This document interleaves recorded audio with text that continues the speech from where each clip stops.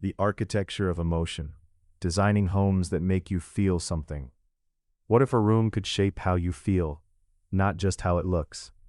Imagine a living room that helps your body unwind after a stressful commute, or a bedroom that gently cues you toward rest before you've even closed your eyes.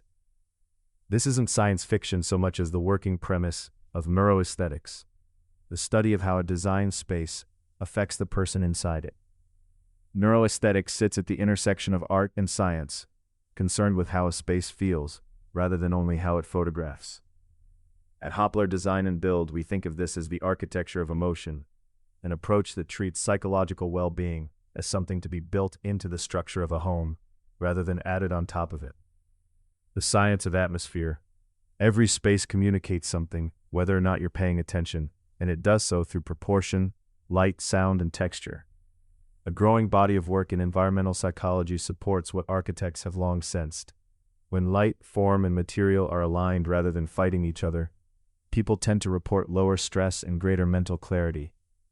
That coherence is a large part of why a well-designed room can feel like exhaling. It's also why we open every project with an unusual question. Rather than asking what style you like, we ask what you want to feel when you walk through the door, and we design backward from the answer.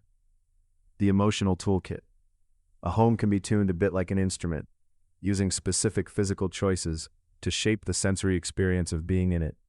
Lighting is one lever, and circadian systems that shift color temperature across the day, roughly from a warm 2700 K in the evening to a cooler 4000 K when alertness is useful, help keep your body's sense of time aligned with the actual hour. Surface texture is another, since honed stone and matte plaster absorb visual energy and read as calmer than glossy reflective finishes. Acoustic control is the third, where sound dampening construction and specialized insulation lower the ambient decibel level, and with it, the low background tension that city noise produces. Light does more than let you see, it shapes how you feel. Cooler light in the 4000 K range and above tends to promote alertness, which suits a gym far better than a bedroom, while warmer light around 2700 K is associated with rest and wind down, closer to the warmth of firelight. Circadian systems that track the sun's color temperature through the day are one of the more effective ways to keep your natural rhythm from drifting.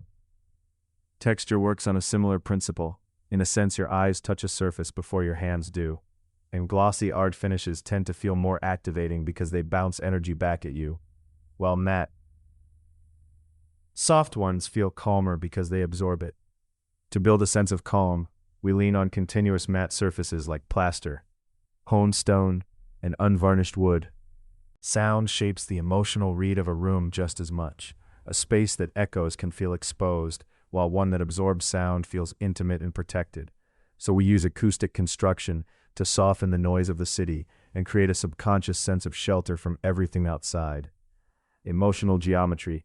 Comfort isn't only a matter of softness, a great deal of it comes from predictability, the sense that a space behaves the way your body expects it to.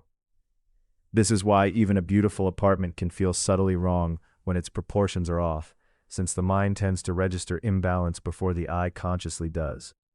By aligning sight lines, balancing ceiling heights, and centering fixtures, a design can give a room the kind of quiet geometric stability that reads as calm rather than tension.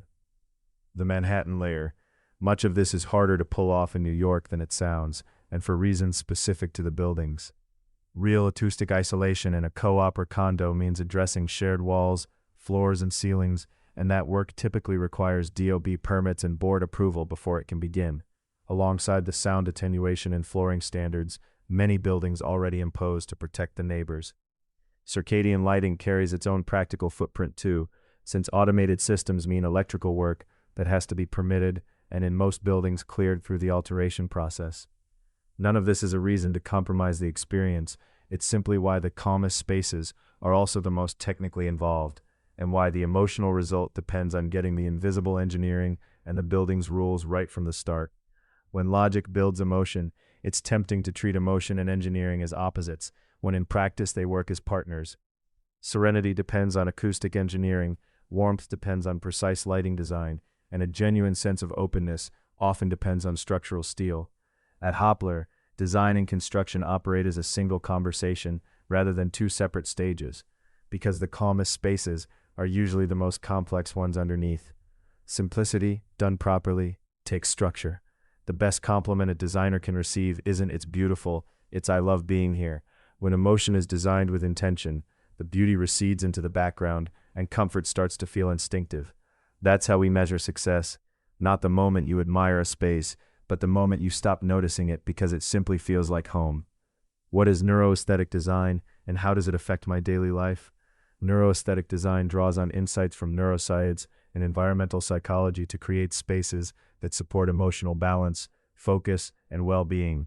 In practice, it tends to reduce mental fatigue through visual clarity and balance, uses proportion, rhythm, well-being, and symmetry to create a sense of calm, and aligns light, color, texture, and scale with how the brain naturally processes a space, all of which can support concentration, rest, and recovery. A home designed this way tends to feel effortless to live in, supportive, rather than stimulating. How does acoustic design create a sense of intimacy in a home? Sound has a strong influence on how safe, calm, and private a space feels. Good acoustic design absorbs excess noise to lower stress, softens echoes and sharp reflections, and can carve quieter, more personal zones out of an open layout while improving how clearly people can hear one another. Materials like textiles, wood, upholstered furniture, wall panels, and rugs all contribute to a warmer acoustic environment. When sound is well controlled, a space tends to feel closer, calmer, and more human.